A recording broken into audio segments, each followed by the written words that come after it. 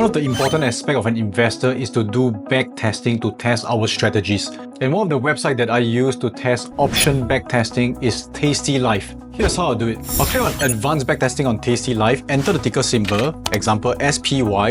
You can choose the study date of the backtesting. I would like to go as far as possible. In this case, let me choose a calendar spread. I will set a stop loss of 50% of the premium and take profit at 50% of the premium as well. Let's run the strategy.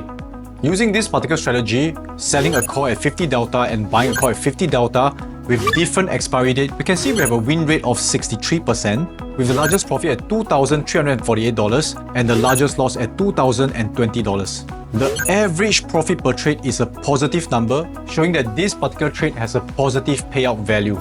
Remember, whatever strategy you're doing, do not just hearsay, make sure you backtest it, forward test it, and continuously to position size. To learn more about investing, follow this channel and also click on the links around to download resources to help you in your investing journey.